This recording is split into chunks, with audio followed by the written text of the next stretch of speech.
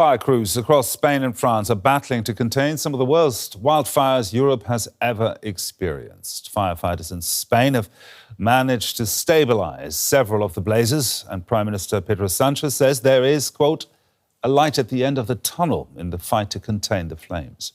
But another heat wave is predicted for later this week, threatening to worsen an already desperate situation across the region. These firefighting crews in Spain are racing to contain a series of forest fires before another heat wave hits the region this week. Favourable weather conditions overnight helped slow the spread of some of the large fires in central Spain, but a separate blaze in the eastern Castellón province continues to rage out of control. Across Europe, 3 consecutive heat waves have intensified drought, strained water supplies, and left vegetation tinder dry. According to climate experts, the persistent dry conditions have made this season's wildfires particularly intense. Spanish Prime Minister Pedro Sanchez hit back against those who deny climate change, which he linked to the current crisis. Climate change denial is the worst kind of fuel in the face of the climate emergency. Ignoring reality and the warnings of science does not prepare us for what lies ahead. On the contrary, it makes us far more vulnerable and leaves our population much less safe. The situation in neighbouring France also remains critical. Residents of the town of Les Porges in the southwestern Gironde region have been working to prevent a devastating wildfire from reigniting by spraying water on smouldering embers on the forest floor. Dozens of homes were destroyed by that blaze, which left a trail of destruction. Meanwhile, military engineers and forest fire prevention crews have resumed cutting vegetation and trees in southwestern France to create fire breaks. These strategic gaps in vegetation help slow or contain the spread of wildfires. But authorities are warning that the onset of wind and high temperatures expected Tuesday could again worsen conditions. The fires have forced hundreds of thousands of people to flee, including many tourists. In France, it's the largest evacuation in living memory. Families sheltering at makeshift evacuation sites face uncertainty and growing anxiety. Beyond the physical impact, there's also a psychological one. We're especially concerned about the children. This is something they've never experienced before. Being evacuated, losing so much, not knowing what comes next. We're trying to reassure them as much as we can. Evacuations also continue in Spain, with residents fearing for the loss of their homes and businesses as the wildfires close in. Yes, we're worried, because in the end, it's our house. It's where we live. We have pets, and of course you think, I'm leaving.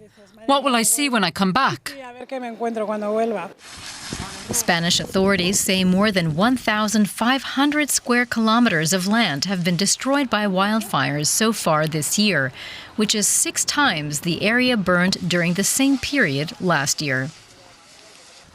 And our correspondent Rosie Birchard is near Bordeaux and gave me the latest about the situation in France. We're in a place called Liege, which has kind of been serving as a hub for the firefighting response. What you can see behind me are some volunteers who are trying to prevent any fires from restarting here. They're trying to get to the roots of these trees, many of which you can see, Gerhard, have been really scorched. The earth here is scorched and it is very, very hot. That is the big fear now. These fires, we're told, are stabilising, although that's very relative. Remember, this is an enormous wildfire. We've been told by French firefighting colonels this feels like a battle between David and Goliath. But now there is a fear because a heat wave is beginning again. We are expecting temperatures of up to 40 degrees Celsius on Wednesday. That's over 100 degrees Fahrenheit. It's very hot. And the fear is that that could cause some of these fires to restart and sort of fan the flames of what has already been an enormously destructive blaze. I can see you right there in the middle of that fight. This has been going on for many days now. How are the fire crews, the firefighters coping? They're exhausted, Gerhard. They really, when you speak to them, there's a lot of morale on camera, at least. People, when they're speaking on the record, they want to talk about their motivation. We've also had colleagues who've been here for a few days before me, and they say that when you talk to people off camera, many feel much more demotivated. And one thing which is really concerning them is that they have lost colleagues. A firefighter died overnight here. That was actually in a road accident, so not directly impacted by the fires, but of course it's all within that context. And this is something that's on their minds as they're battling these fires. That's something the French firefighting colonel who spoke to us also said, is that when these firefighters are going into the field to try and contain these flames, that they are thinking of colleagues who have been lost. There have already been a number of firefighters over the last week who've lost their lives in this region. I think it was the third who lost his life overnight. Now, how are the residents of Bordeaux and the surrounding areas reacting to all this? Well, there have been more than 200,000 people who have been evacuated from the areas surrounding Bordeaux. Now, that is the biggest evacuation in France since World War II. It is simply enormous. Many of them have gone to evacuation centres or they are staying with friends and relatives. We've also heard from people who are posting online to say, look, if anyone needs somewhere to stay, my home is open. And that is something we have also witnessed, really an enormous wave of solidarity here.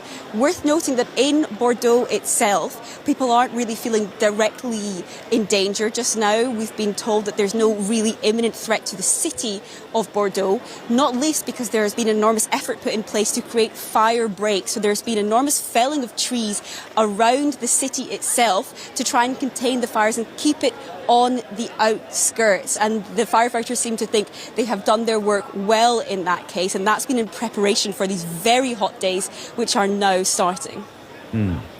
Now, you've touched upon this, but there's more, another heat wave expected. What role does the weather and indeed climate change play in the coming days?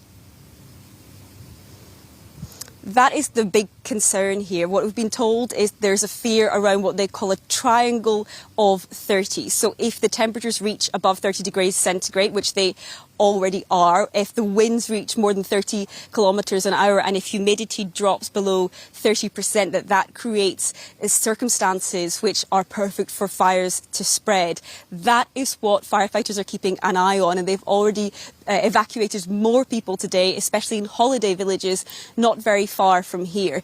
Now, the debate about the role about climate change here. I mean, scientists are very clear this is not coming out of the blue. These are fires which would have once been seen as utterly exceptional, but it's only been a couple of years since we had enormous wildfires here in France too. So what we were told is that what used to be exceptional is now becoming kind of ordinary, and people are asking whether there's been adequate budget attributed to civil protection here, to protecting people, and also about the budget which has been cut in many ways here in France when it comes to climate protection and mitigation. And of course, worth mentioning that right across Europe, climate policies, green policies have really gone out of vogue in the last couple of years. You very rarely hear European politicians talking about a Green Deal nowadays. You might remember that from years gone by. Now they're much more likely to be talking about things like competition. I think that debate about the politics around it is something that will really get started in the aftermath of this fire. But right now it really feels much more like a day-to-day battle.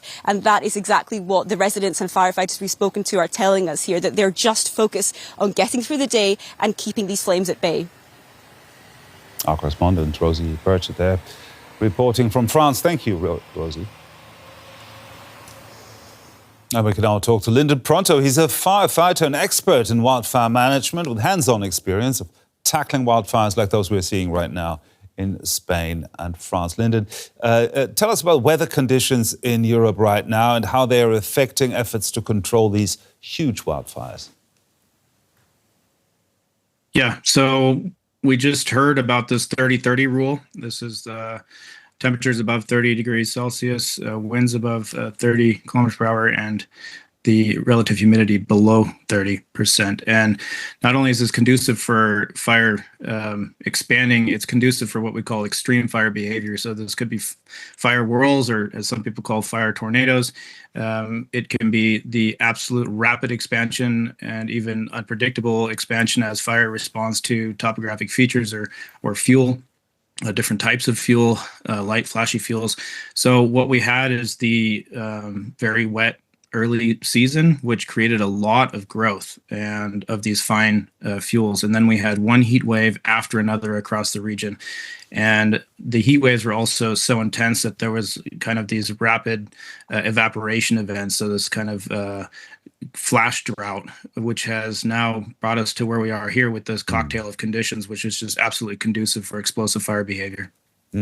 Now, the conditions are very conducive for these huge fires, but they don't start by themselves, do they? How do they usually start? Is it negligence? Is it people smoking in the woods? Is it arson?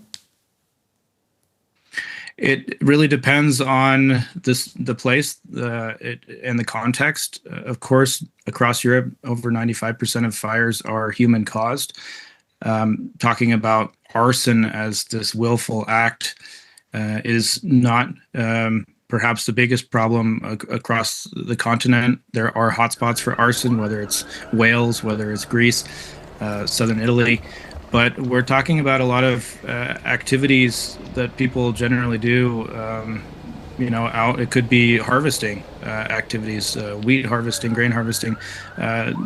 When you have these extreme high temperatures and this extreme dryness, even just parking your car on grass, these are small things that you might not think of all the time, but this can start a fire. And once it starts, that's where it makes a difference, is it has now the conditions to expand rapidly. And in different conditions, you might start a fire and it might never make a headline because it stays small and you could easily stamp it out, or the authorities can engage in time. Now, I think you touched upon this earlier, but France is currently seeing the formation of fire clouds for the first time. Tell us about that phenomenon and how it comes about. Yeah, so when you have these preconditions, the energy release component from these fires, when they burn that amount of fuel in that short amount of time, as we all know, heat rises. So when this heat rises, and it usually happens in kind of unstable atmospheric conditions, and the heat rises, and it can, as it rises, it cools, and these these air particles rather, parcels, they expand. And as this expansion process occurs, the moisture condenses, and the moisture also from the evapotranspiration, from all the moisture that was left in the plants, this now goes up into the atmosphere, and it basically creates a thunder cell type of conditions. And when it becomes very dangerous is when this thunder cell essentially forms. The energy from this can cause a thunderstorm, cause lightning, even precipitation. But the dangerous part is the downdrafts which occur. And so when the weight of that column can no longer be supported by the upward ambient movement of the air, it comes down in the form of basically these extremely erratic winds that can go in any direction. So being underneath that, usually you completely lose visibility on the ground. The wind can come from any direction. It goes in all directions. It's not predictable. All of a sudden, your normal tactics for safe engagement in the fire front kind of goes out the window because you have very little orientation of where the fire is going to move. So will these fire clouds increase the likelihood of the fire spreading as well? Exactly. So they can, because they create their own weather now they're not driven by the prevailing winds. It's created its own weather system on that spot. And that means it can carry embers. It can carry, in some instances, large branches or pieces of trees can be carried over longer distance. And we saw that in Bordeaux, where they had spot fire of 10 kilometers away. So that's, embers burning debris being transported through that intense pyroconvective column and being deposited 10 kilometers ahead of the fire. So this can drop, spot fires all over the place. Firefighters can unfortunately find themselves trapped basically between two different fires. So it creates, more fires. They can even create lightning.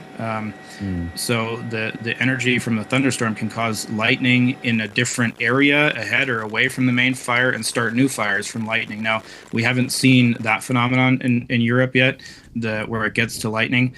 but it's certainly a concerning trend that is happening across the Iberian Peninsula to see these convective fires popping up over the last few years. Now, if we're looking at the weather forecast, there's another heat wave on the way, if you will. Do you think that will again create these triple 30 conditions? And how worried are you about these heat waves that we see coming right now? Yeah, so we received very little precipitation over the last weeks, if any at all. So the heat wave is making the daily conditions certainly worse. What I'm more concerned about is, again, the forecasted winds.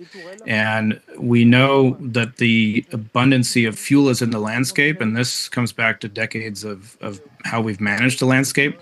But the concerning part is that we're seeing winds forecasted for upwards of 30 kilometers an hour basically every afternoon this week.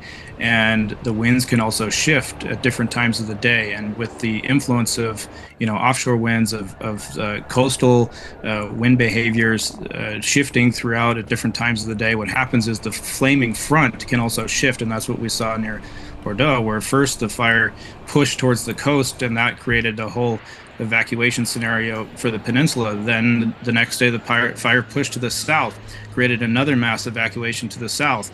And during that time, it was difficult to put in effort to contain the fire on the west flank.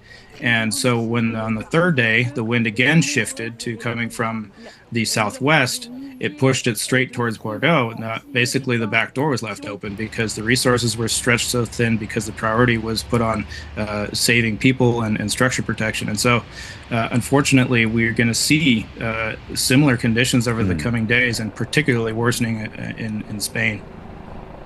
Difficult days ahead. Lindon Pronto there, thank you very much for sharing your expertise with us. Thank you for having me.